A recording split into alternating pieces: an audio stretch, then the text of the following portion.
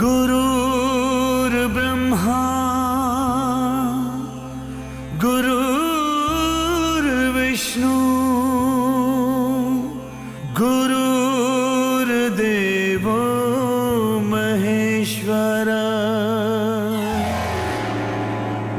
गुरुर्साक्षात् परब्रह्मा तस्मै श्री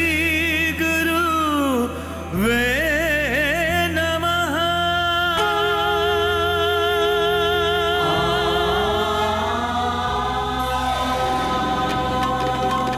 सद्गुरु ही उद्धार करेंगे, सद्गुरु ही उद्धार करेंगे, सद्गुरु ही उद्धार करेंगे।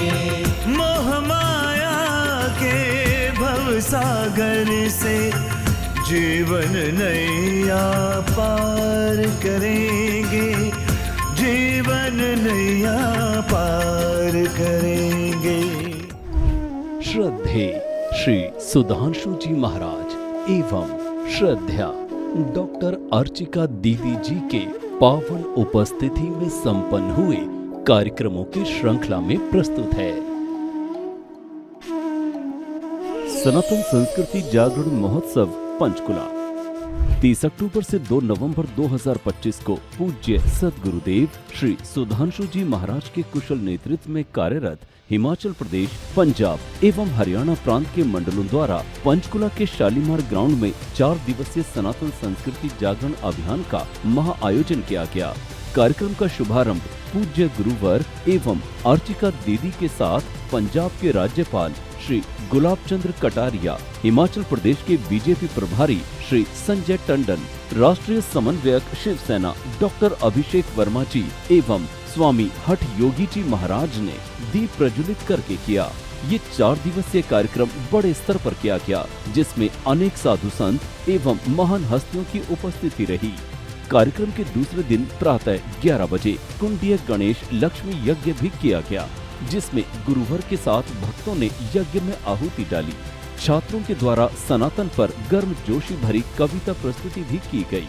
इस कार्यक्रम में केंद्रीय मंत्री श्री मनोहर लाल खट्टर जी, हरियाणा के मुख्यमंत्री श्री नायब सैनी, हरियाणा के विधानसभा अध्यक्ष हरविंदर कल्याण, महारानी परनीत कौर, आयुर्वेदाचार्य मनीष जी, डॉक्टर संजय माहेश्वरी, पूज्य स्वामी ज्ञानानंद महाराज जी महाराज, दिगंबर अखाड़ा के महामंडलेश्वर स्वामी रामानंदाचार्य, विकास दास जी महाराज जी, पतंजलि योग पीठ के महामंत्री आचार्य बालकृष्ण जी महाराज, पूज्य आचार्य राजेश्वरानंद जी महाराज, मौनी रामदास जी महाराज जैसे दिग्गज संत शामिल हुए और महाराज जी द्वारा लिए गए संकल्प को अपना पूर्णतः सहयोग दिया। कार्यक्रम में आए हुए सभी अतिथिगणों को विश्व जागृति मिशन के पदाधिकारियों के द्वारा स्वागत अभिनंदन किया गया।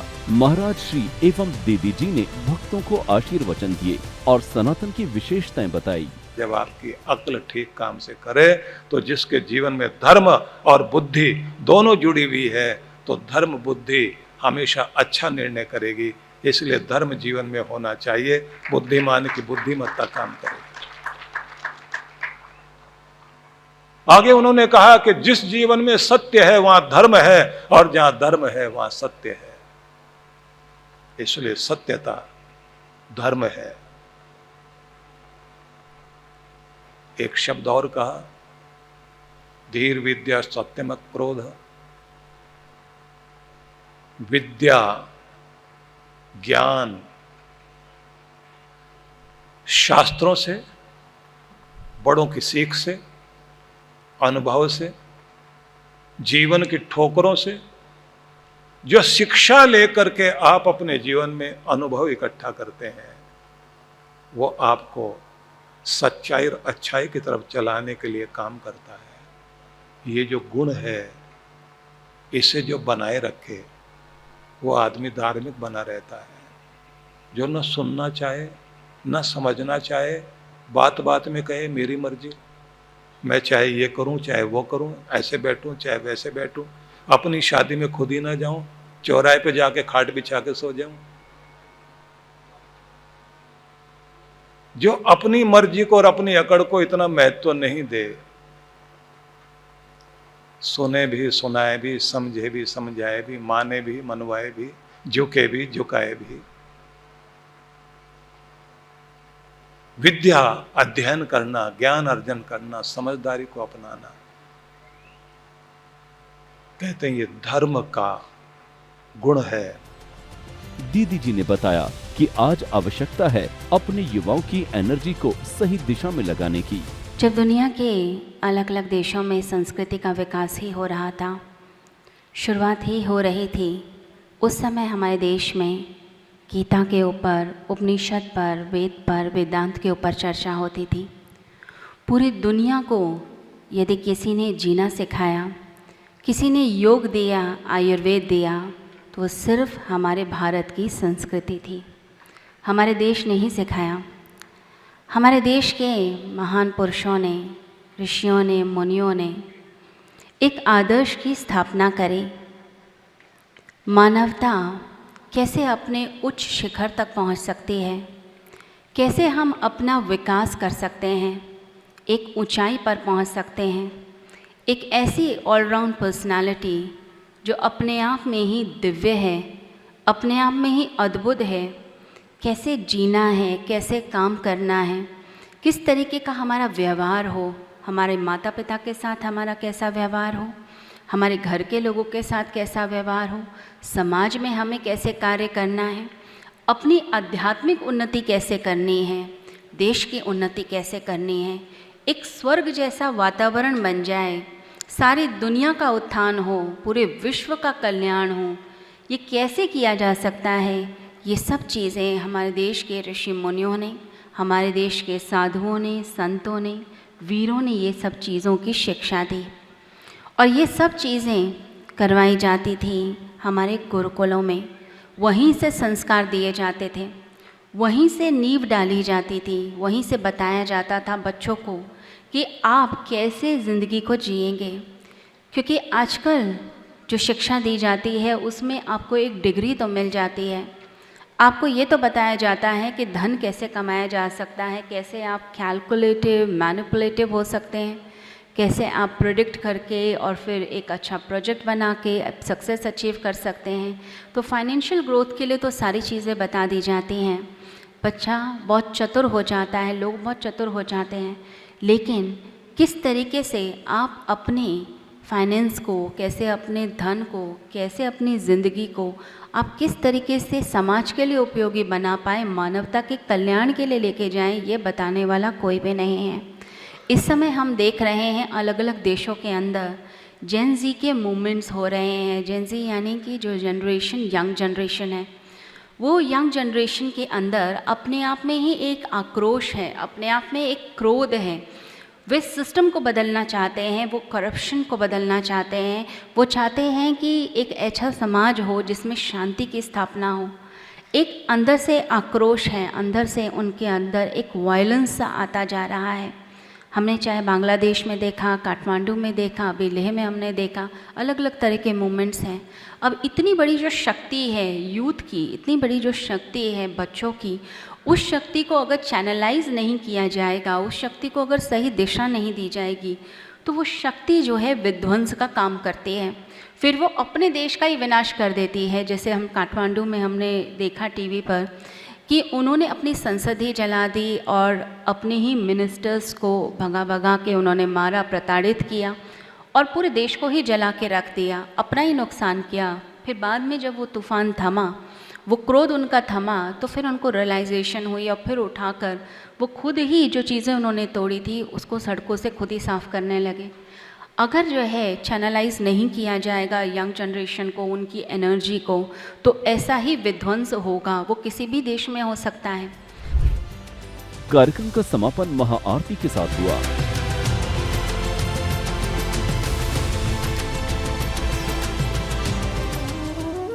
वृंदावन ध्यान साधना शिविर 13 से 16 नवंबर 2025 को भगवान कृष्ण की नगरी वृंदावन में परम पूज्य सुधांशु जी महाराज एवं डॉक्टर अर्चिका दीदी जी के पावन सानिध्य में श्री कृष्ण ध्यान योग कार्यक्रम का आयोजन किया गया, जिसमें भारी संख्या में साधकों ने भाग लिया। इस कार्यक्रम के अंतर्गत प्रातः एवं संध्या में महाराज जी एवं दीदी जी के द्वारा ध्यान साधना करवाए गए। आत्म चिंतन एवं आत्म सुधार के लिए हजारों की भीड़ इस ध्यान साधना शिविर की साक्षी बनी, जिसमें दीदी जी ने बताया कि हमें संबंधों की आवश्यकता क्यों पड़ती है। संबंधों के बिना जीवन नीरस है।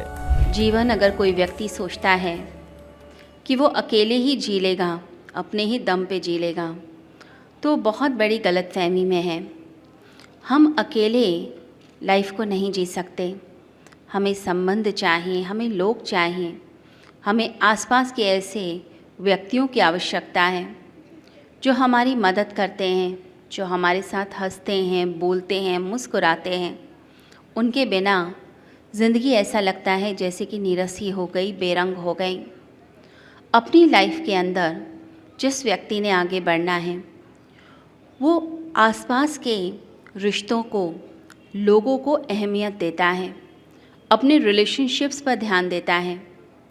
अगर आपके हेल्दी रिलेशनशिप्स नहीं हैं, आपसी संबंध अच्छे नहीं हैं, आप रूखे रूखे रहते हैं, इरिटेटेड रहते हैं, तो कभी आप ज़िंदगी में खुश रह ही नहीं सकते। आप कितनी भी कोशिश कर लीजिए, आप खुश नहीं रह पाएंगे। तो अपने आसपास के जो संबंध हैं उनके अंदर प्रेम को लेकर आना, मैत्री भाव को जगह देना अपनी ज़िंदगी में। तो साधकों के लिए सबसे पहला कर्तव्य होता है कि वह मैत्री भाव को धारण करें। मित्रता का भाव, मैत्री भाव, फ्रेंडलीनेस, सबके प्रति एक अच्छी फीलिंग, सबके प्रति मित्रता का भाव आना चाहिए। ऐसा नहीं कि ये भी मेरा शत्रु है, वो भी मेरा शत्रु है, इसने मेरे लिए बुरा कहा, उसने मेरे लिए बुरा कहा, ये मेरी बात नहीं सुनता, ये मेरे बारे में कुछ और कहता है। अपने अंदर इतनी कटुता को मत धारण करें। मैत्री भाव में रहें, अच्छाई में रहने की कोशिश कीजिए और छोटी छोटी बातों को अवॉइड कीजिए। अगर किसी की कोई बात, छोटी सी बात अगर बुरी लगती भी है तो उसे अवॉइड करके चलना। इससे मानसिक शांति और प्रसन्नता आने लग जाती है। जब हम बहुत सीरियस हो जाते हैं और बहुत फॉल्ट्स निकालते हैं, लोगों के अंदर कमियां निकालते हैं और उस व्यक्ति को इस हद तक एनालाइज और डाइसेक्ट कर लेते हैं कि जैसे कि वो दुनिया का सबसे बुरा आदमी है और उसके अंदर तो जैसे कोई गुण ही नहीं है, तो हमारे रिश्ते कभी भी अच्छे नहीं रह सकते, उनमें प्रेम कभी भी नहीं रह सकता। तो दृष्टि में दोष नहीं, दोष दृष्टि ना हो, बल्कि दृष्टि ऐसी हो अपनाने की कि हम सबको अपना कर चलें। तो अपने अंदर एक चेंज हमें लाना है कि दूसरों की कमियां नहीं देखनी, दूसरों की खूबियां देखनी है, दूसरों की अच्छी क्वालिटीज़ देखनी है। अगर कभी मन में किसी के प्रति कोई थोड़ा सा भी बुरा विचार आता है, कोई छोटी सी भी चीज़ ऐसी लगती है इसने गलत किया मेरे साथ, तो उसी टाइम पर आपने अपने आप को रिवर्स करना है और उस व्यक्ति के लिए 10 अच्छी बातें सोचनी है। ये पॉइंट ज़रूर नोट कर लीजिए कि कभी भी किसी की कोई बात बुरी लगे और मन निंदा करने लगे, चुगली करने लगे, आप जो है उसके बारे में बोलने लगे नेगेटिव, तो तुरंत अपने आप को ठीक कीजिए और उस व्यक्ति के लिए कम से कम 10 अच्छी बातें बोलिए अपने रिश्ते को बचाने के लिए। हमें शुरू में लगता है ये तो कोई छोटी सी ही तो बात है, अगर थोड़ा सा कुछ कह दिया तो हम 10 अच्छी बातें क्यों करें। देखिए, जब एक बुराई हम निकालते हैं और उसको बार बार रिपीट करते हैं कि ये हमेशा लेट हो जाता है, ये हमेशा क्रोध में रहता है, कुछ भी हम उसके बारे में बोलते हैं, तो धीरे धीरे ये बात हमारे सबकॉन्शियस में पहुंचने लगती है, हमारे मन की गहराई में पहुंचने लगती है। फिर धीरे धीरे करके हम उसकी एक कमी नहीं, उसकी 10 कमियां निकालना शुरू करते हैं और फिर उस व्यक्ति के साथ जो हमारा संबंध है वो प्रेम का नहीं रहता, वो संबंध घृणा का बनने लगता है। हमें पता भी नहीं चलता कब हम उसे घृणा करने लगते हैं, कब हम उसके बारे में नेगेटिव बोलने लगते हैं, कब हम उसके लिए अच्छा नहीं महसूस करते। जब वो आता है मिलने के लिए वो व्यक्ति, तो हम उसके बारे में अच्छी फीलिंग्स नहीं लेकर आ पाते। तो जैसे ही कुछ नेगेटिव बात आती है, तुरंत उसको रिप्लेस करना है 10 अच्छी बातों के साथ और अपने अंदर से उस व्यक्ति को क्षमा कर देना है। कार्यक्रम की अंतिम संध्या में यज्ञ का आयोजन किया गया, जिसमें महाराज जी दीदी जी के साथ भक्तों ने भाग लिया और यज्ञ में आहुति डाली। यज्ञ के दौरान महाराज जी ने बताया कि क्यों वाणी का तप आवश्यक है। तो वाणी का व्यवहार, इसमें से एक दोष दूर करना है। ना तो टॉन्टिंग वे में बोलना, ना किसी को ताना, ना किसी की आलोचना, ना निंदा। और दोष दर्शन तो बिल्कुल नहीं। देखिए भगवान श्री कृष्ण ने इतना अच्छा बताया। अनुद्वेगकरं वाक्यम सत्यम प्रियहितं च यत् स्वाध्याय अभ्यसनम चैव वांग्मयम तप उच्यते। वाणी का तप करो। वाणी का तप क्या है? कभी भी भड़काने वाली भाषा नहीं बोलनी। लोग तो कहीं भी बैठे बैठे राम जी की कथा सुन रहे, रामायण देख रहे, वहाँ भी शुरू हो जाएंगे। रामायण चल रही थी टीवी पर और बैठे सब देख रहे हैं। अब उसमें आ गई ताड़का। ताड़का का दर्शन हुआ, अब वो जोर जोर से दांत निकाल कर हंसे।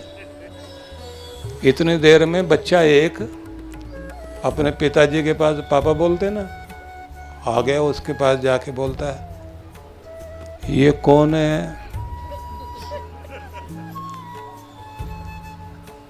तो है प्रेम मंदिर तक आ गया। अच्छा,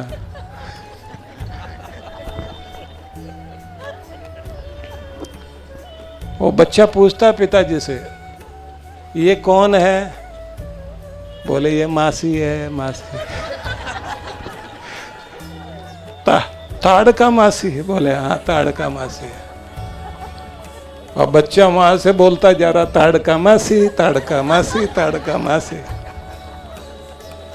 अब बच्चा माँ के पास आया, बोले नहीं, ऐसे थोड़ी बोलते हैं, ताड़का बुआ, ताड़का बुआ, ताड़का बुआ। अब थोड़ी देर के बाद टीवी हो गया बंद, रामायण बंद, महाभारत चालू। अनुद्वेग करम वाक्यम सत्यम प्रियहितम च यत्। ऐसा वाक्य नहीं बोलना जो भड़काए, आग लगाए। कैसा बोलना? आगे भगवान ने समझाया, अनुद्वेग करम वाक्यम सत्यम प्रियहितम च यत्। सत्य तो हो, प्यारा हो, बंडा फोड़ वाला नहीं। प्रियहितम च यत्, जो हितकारी हो, उसको बोलना है। स्वाध्याय अभ्यसनम चैव, पवित्र ग्रंथों का अभ्यास। वाणी के अंदर आपके पवित्र भाव, सरस्वती माँ का वास आपकी वाणी में रहना चाहिए। इसी को भगवान ने कहा वांग्मयम तप उच्यते। यह है वांग्मय तप, सबको करना चाहिए। और ध्यान के संबंध में तो इतना भगवान ने बताया। तपस्या का रूप ही बदल दिया भगवान ने। मानसिक तप क्या बताया? मन का तप है कि मन को शांत संतुलित रखना सीख जाओ, चेहरे पर प्रसन्नता लाना सीख जाओ, अपने मौन में जाकर स्वयं के आत्म स्वरूप से जुड़ना सीख जाए। और साथ में कहा आत्म विनिग्रह, स्वयं पर नियंत्रण, कंट्रोल। सभी की गाड़ी में ब्रेक होता है ना, स्पीड तो है, तो एक्सीलेटर और ब्रेक दोनों पास पास में है, गति भी है और गति नियंत्रक भी साथ में है। तो जितना तेजी से बढ़ो उतना ही बढ़िया ब्रेक भी आपका होना चाहिए। अगर आपको कंट्रोल करना खुद को नहीं आता तो ये गति दुर्गति करा देती है। तो देखिए कितना अच्छा समझाया उन्होंने। पूरे संसार भर में आप देखिए, जो भगवान श्री कृष्ण ने संसार भर के लिए जीवन दर्शन दिया, उसका मुकाबला पूरे संसार में नहीं है। पूरे संसार में नहीं। हर हिंदू के घर में गीता होनी चाहिए। गंगा, गीता, गायत्री, गुरु और गुरुकुल, ये हमारी परंपरा है। इसको जीवित करिए। रविंद्रनाथ टैगोर जिस समय अमेरिका में गए तो दुनिया की सबसे बड़ी लाइब्रेरी एक तो वहां है और एक रसिया में है, मीलों तक फैली हुई। जब उन्होंने वहां इतनी मीलों तक देखी कि सारे में पुस्तकें ही पुस्तकें हैं, तो लाइब्रेरियन से कहते हैं, भाई कोई आप ही ऐसी पुस्तक बताओ, मैं आज पूरा दिन यहाँ बैठकर पढ़ना चाहता हूँ। तुम्हारी दृष्टि में जो सबसे बेहतरीन पुस्तक हो वो बताओ। तो वो लेकर गया एक जगह ऊंची सी अलमारी में, सबसे ऊपर में गोल्डन बुक रखी हुई थी। वो निकाली उसने, जैसे निकाल कर लाया और दिया हाथ में, तो टैगोर साहब चौंक गए। नोबेल प्राइज मिला था उनको। चौंक करके देखते हैं, अरे ये तो गीता है हमारे देश की। बोले महाराज यही है वो जो सबसे श्रेष्ठ पुस्तक है। इसको पढ़ने के बाद फिर कुछ और पढ़ना बाकी नहीं रह जाता। यज्ञ की पूर्ण आहुति में सुप्रसिद्ध कथावाचक श्री पुंडरीक गोस्वामी जी महाराज पहुँचे, जहां उन्होंने गुरुवर को ब्रजरंज भेंट स्वरूप दी और गुरुवर के द्वारा उनका स्वागत अभिनंदन किया गया। पुंडरीक गोस्वामी जी ने गुरुवर के लिए अपने भाव उद्गार किए। मुझे आशीष देने की आज्ञा मिली है, पर मैं ब्रजवासी हूँ, आप सब पधारे हैं, तो मैं आशीष के लिए नहीं आया था, आतिथ्य के लिए आया था।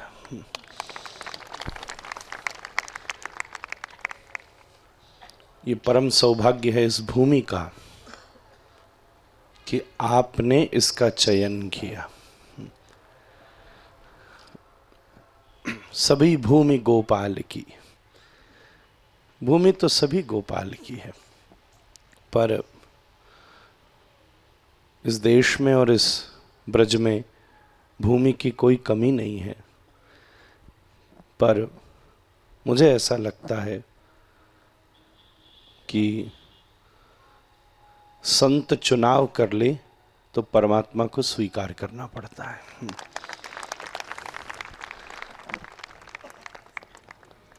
जनता स्वीकार कर ले तो सरकार को स्वीकार करना पड़ता है। संत स्वीकार कर ले तो जगन्नाथ को भी स्वीकार करना पड़ता है। और फिर भगवान कृष्ण की आरती की गई। कार्यक्रम के अंतिम दिन ध्यान के सत्र के पश्चात शक्तिपात हीलिंग की गई, जिसमें गुरुवर ने शिष्यों को आशीर्वाद दिया। एक बड़ी पुष्पमाला से गुरुवर एवं दीदी जी का अभिनंदन किया गया और अंत में आरती के पश्चात पुष्प वर्षा कर कार्यक्रम का समापन किया गया।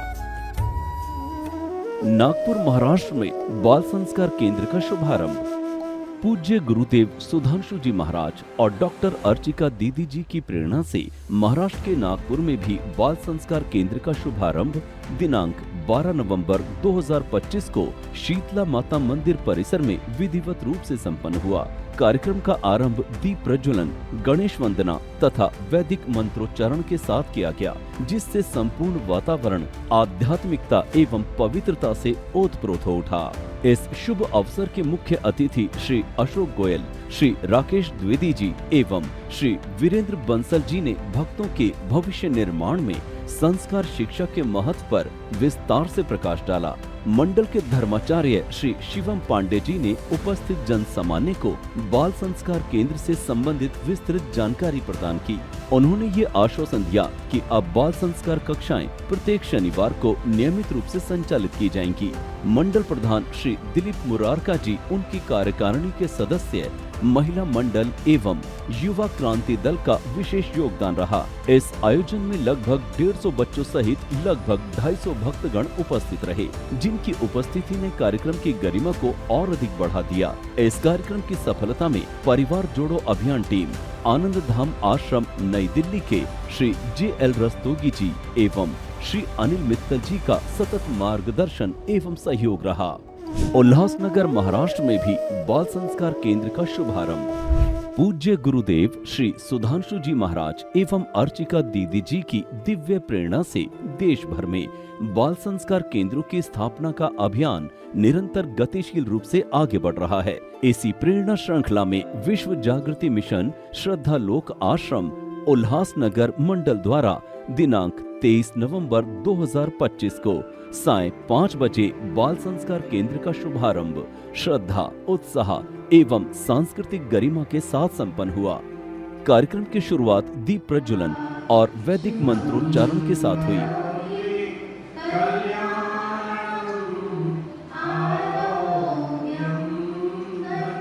इस अवसर पर मंडल के प्रधान श्री सुरेश माणिक जी, महामंत्री श्री गुलशन लुल्ला जी, धर्माचार्य श्री अमन तिवारी जी, श्री मनोहर वाधवा जी, श्री अनिल आहूजा जी, श्री अनिल बदलानी जी सहित मंडल के सभी पदाधिकारी एवं सभी सेवादार भाई बहन उपस्थित रहे।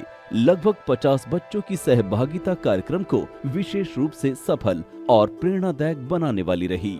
आनंद धाम नई दिल्ली से डिजिटल माध्यम के द्वारा जुड़े श्री रविंद्र गांधी जी एवं श्री JL रस्तोगी जी ने बाल संस्कार केंद्र की अवधारणा, उद्देश्य और महत्व पर सरल एवं प्रभावी मार्गदर्शन प्रदान किया।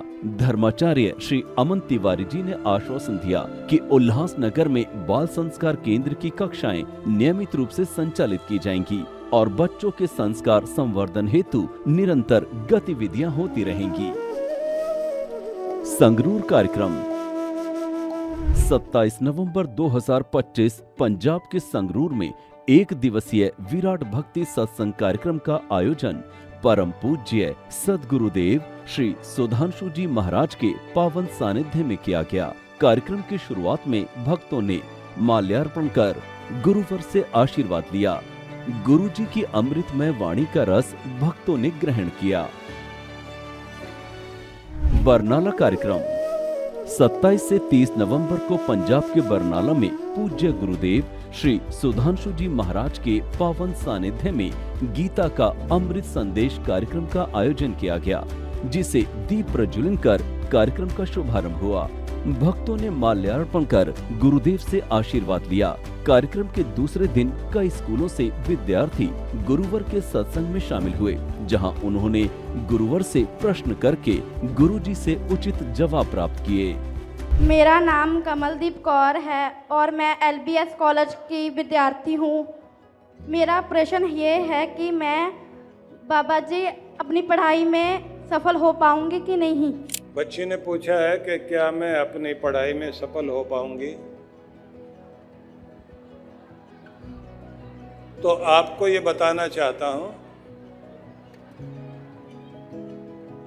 अगर आपने अपने मन में ठान लिया है कि मुझे सफल होना ही होना है, तो आपका ये विश्वास आपको उस ऊंचाई पर लेकर जरूर जाएगा जिस चीज को आपने मन में ठाना है। बस प्रार्थना भी करिए, हर दिन तैयारी भी कीजिए, क्योंकि किसी भी चीज के लिए जरूरी चीज है कि आपका विश्वास मजबूत हो। दूसरी चीज, आप उसके लिए ठीक से नॉलेज ले सकें। तीसरी चीज, उस पर लगातार आप काम करें। चौथी चीज, आप प्रार्थना भी जरूर किया करें, बड़ों का आशीर्वाद लें और एक न एक दिन आप जरूर कामयाब होंगे। मेरा भी आशीर्वाद। महाराज जी ने भक्तों को आशीर्वचन दिए और गुरु की महिमा के बारे में बताया। महल मिले या मिले झोंपड़ी, खुश है जिंदगी वहाँ जहाँ शांत है खोपड़ी। उस जगह बैठा हुआ आदमी शांति में रह रहा है, आनंद में रह रहा है, प्रेम में रह रहा है। और अगर तीनों ही चीजें व्यक्ति की ठीक हो तो तब क्या होता है, बनाना भी आए, बनाई हुई चीज को चलाना भी आए, फिर जिसको चला रहा है उसका सुख लेना भी आए। ज़्यादातर लोगों के पास बस यही कमी है, गाड़ी है, गाड़ी का सुख नहीं है, घर है, घर का सुख नहीं है, रिश्ते हैं, रिश्तों का सुख नहीं है, पैसा है, पैसे का सुख ही नहीं ले पा रहा। तो ये तीनों चीजें व्यक्ति की जागृत होनी चाहिए। इसके लिए फिर कहा जाता है कि गुरु कृपा हो। गुरु फिर ये तीनों ग्रंथियों के जागरण की विधि बताता है। मंत्र वाले व्यक्ति को साधना करते करते अपनी तीनों ग्रंथियों में ऊर्जा देते हुए इनको जागृत करना चाहिए। जब ये जागृत हो जाती हैं तो व्यक्ति को फिर इनका सुख मिलता है। इसलिए जहाँ ब्रह्मा जी की कृपा भी, विष्णु भगवान की कृपा भी और रुद्र कृपा भी मिल जाए तो वो तीनों कृपाएं जहाँ आकर जुड़ती हैं, शिव भगवान कहते हैं वह शक्ति इस पृथ्वी पर इन सब का प्रतिनिधि बनकर जो आपको जागृत भी करता है और आपकी सफलता में सहयोगी बनता है, उसी का नाम गुरु है। इसलिए उनको कहना पड़ा गुरु ब्रह्मा, गुरु विष्णु, गुरु देवो महेश्वर, गुरु साक्षात पर ब्रह्म, तस्मै श्री गुरुवे नमः। तो इसलिए जब आप गुरु की स्तुति करते हैं तो ये ध्यान रखना कि आप अपने जीवन में सफलता के लिए आशीर्वाद मांगते हैं। ये जो नाभि केंद्र है ना आपका, ये नेवल सेंटर जो है आपका है, यहीं से तो आप माँ से जुड़े हुए थे ना, नाभि की नाल माँ से जुड़ी हुई थी। और बच्चे के पैदा होने पर आजकल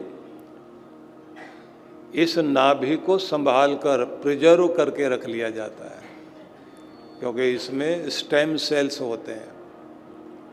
इससे आपका दोबारा निर्माण हो सकता है, मतलब बीमारी भगाई जा सकती, अंगों का निर्माण हो सकता है। चाइना वालों ने तो एक आदमी की नाक टूट गई थी, दोबारा नाक उसके माथे पे उगा के वहीं उठा करके दोबारा लगा दे। जर्मन लोग बहुत काम कर रहे हैं इस पर। तो साधारण शक्ति नहीं है आपका नाभि केंद्र भी। और हृदय अपने बच्चे को गले लगाकर पिता कितना खुश होता है, और माँ तो दूध यहीं से पिलाती है। और तिलक वाला भाग यहाँ तो आप हर पल ही टीका लगाते हैं।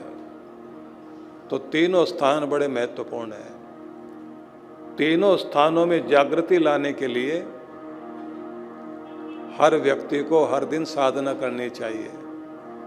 और जहाँ से कृपा आएगी वो तो सद्गुरु है। इसलिए गुरु के पास जाकर साधारण चीज़ें नहीं मांगनी चाहिए। उनसे बैठ कर के सीख सकते हो तो वो रहस्यात्मक विद्या सीखनी चाहिए, जिस रहस्यात्मक शक्ति से आपके भीतर महान जागृति आती है।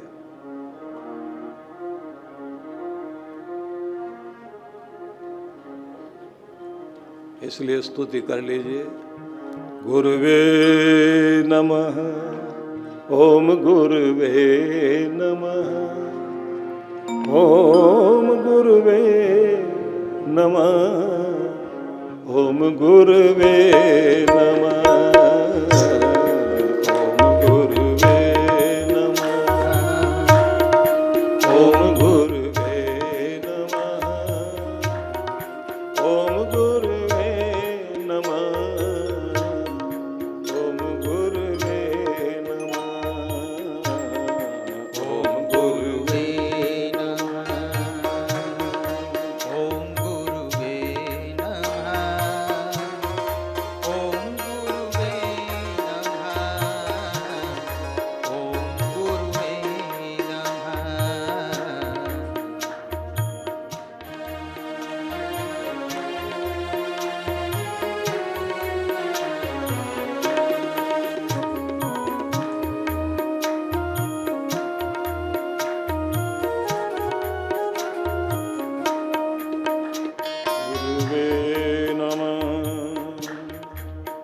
गुरुवे नमः। ओम गुरुवे नमः।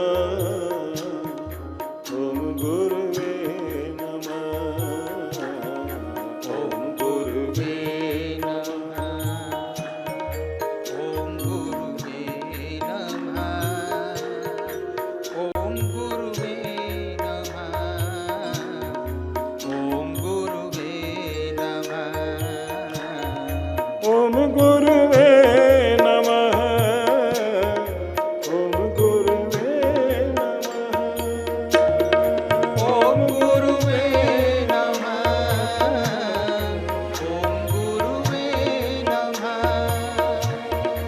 नमः। ओम गुरुवे नमः।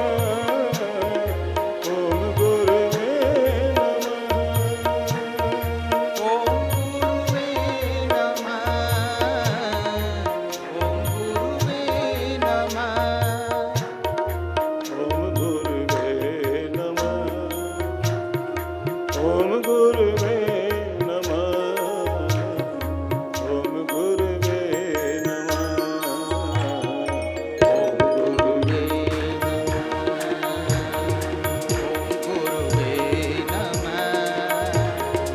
ओम गुरुवे नमः। ओम गुरुवे नमः।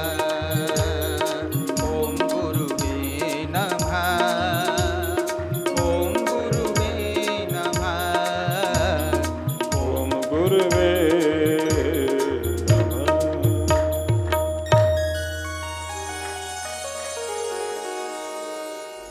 कार्यक्रम के अंत में महाराज जी का मंडल की ओर से नागरिक अभिनंदन किया गया और कार्यक्रम का समापन हुआ।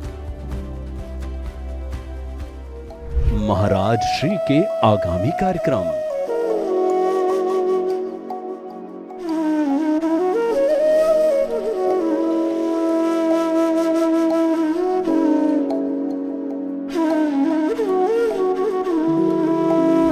आइए मिशन की सेवा पथ पर बढ़ते कदमों में कदम से कदम मिलाकर चलें और मानवता की सेवा में दान सहयोग कर पुण्य के भागीदार बने।